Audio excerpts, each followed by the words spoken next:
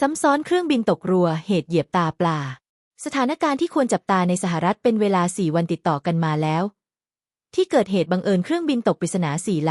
ำทั้งเครื่องบินขับไล่ทหารขั้นสูง F-35 เฮลิคอปเตอร์ Black Hawk และเครื่องบินเจ็ตโดยสารล่าสุดคือเครื่องบิน Learjet 55X AUC ที่ใช้ทางการแพทย์จดทะเบียนในเม็กซิโกพุ่งตกโหม่งโลกในเมืองฟิลาเดลเฟียรัฐเพนซิลเวเนียอเมริกาสำนักงานบริหารการบินแห่งชาติ FAA แถลงว่าเครื่องบินของบริษัท Medical Jet ลำนี้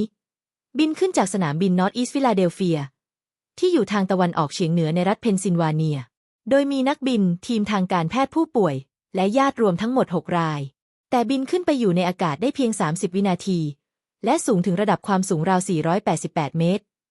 จากนั้นเจ้าหน้าที่ควบคุมการจราจรทางอากาศพยายามติดต่อหลายครั้งแต่ไม่มีการตอบกลับโดยมีอัตราการตกลงมาจากท้องฟ้าสู่พื้นโลกอย่างรวดเร็ว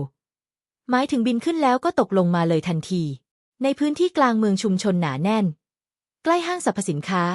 ร้านอาหารและอาคารบ้านเรือนหลายหลังรถยนต์มีการจราจรหนาแน่นกลางสี่แยกเกิดการระเบิดอย่างรุนแรงชิ้นส่วนกระจายไปทั่วซากปรักหักพังและเศษซากที่เกลื่อนไปโดยรอบเกิดเพลิงไม่เป็นบริเวณกว้างสร้างความเสียหายให้กับบ้านเรือนและรถยนต์หลายคันเจ้าหน้าที่ฉุกเฉินได้อพยพประชาชนออกจากห้างสรรพสินค้าเพื่อเป็นการป้องกันไว้ก่อนและควบคุมเพลิงตำรวจฟิลาเดลเฟียได้ตอบสนองทั่วเมืองในขณะที่เจ้าหน้าที่ฉุกเฉินรีบไปยังที่เกิดเหตุยังไม่พบผู้รอดชีวิตบนเครื่องบินและมีผู้อยู่ใกล้เคียงบาดเจ็บกว่า40 ราย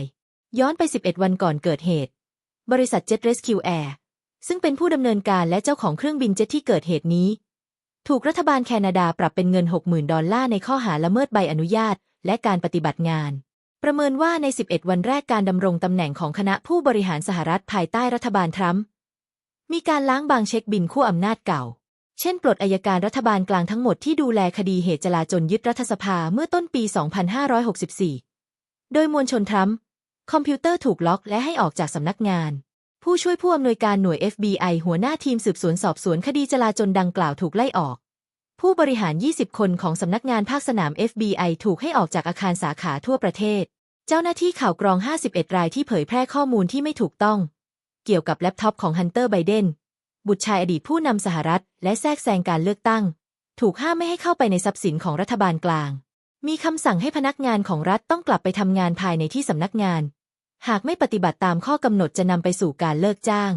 บุคคลสำคัญระดับสูงในฝ่ายความมั่นคงอำนาจเก่าถูกห้ามไม่ให้เข้าอาคารรัฐบาลอย่างถาวรให้พนักงานรัฐยุคอำนาจเก่า2 ล้านคนลาออกเพื่อแลกกับเงินก้อนชดเชย8 เดือนสำหรับผู้ที่ยื่นเรื่องภายในวันที่ 6 กุมภาพันธ์ 2568 คาดว่าจะมีพนักงานรัฐถูกกดดันให้ยอมลาออกหลายแสนคนส่งผลให้รัฐประหยัดเงินได้100,000 ล้านดอลลาร์ต่อปีพร้อมไล่สื่อกระแสหลักออกจากสำนักงานกระทรวงกลาโหมการกวาดล้างครั้งนี้ถือเป็นจุดเริ่มต้นของการตรวจสอบถุงขนมครั้งใหญ่ในเม็ดเงินมหาศาลที่ไหลออกไปต่างประเทศในรูปแบบฉากหน้าเงินช่วยเหลือต่างๆและค่าอาวุธทางทหารทุกครั้งที่สหรัฐมีการผลัดเปลี่ยนอำนาจจะมีการปลดออกเจ้าหน้าที่สายอำนาจเก่าหลักล้านคนเพื่อแต่งตั้งคนของตัวเองที่ไว้ใจมาแทนที่เหตุเครื่องบินตกติดต่อกัน4 วัน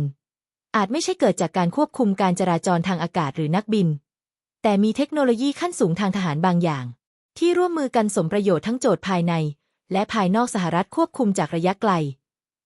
รัฐบาลทรัมป์ไปเหยียบตาปลาผลประโยชน์ถุงขนมและเงินทอนกลุ่มโลกาภิวัตน์ทั่วโลกและพวกเขาพยายามดิ้นรนเฮือกสุดท้ายเพื่อตอบโต้หมากเกมนี้จึงเพิ่งเริ่มและยังไม่จบง่ายๆฝีเพิ่งแตกยังต้องงัดกันอีกหลายยกนั่นเองโปรดกดไลค์กดแชร์พร้อมกดปุ่มติดตามไว้แจ้งเตือนตอนต่อไป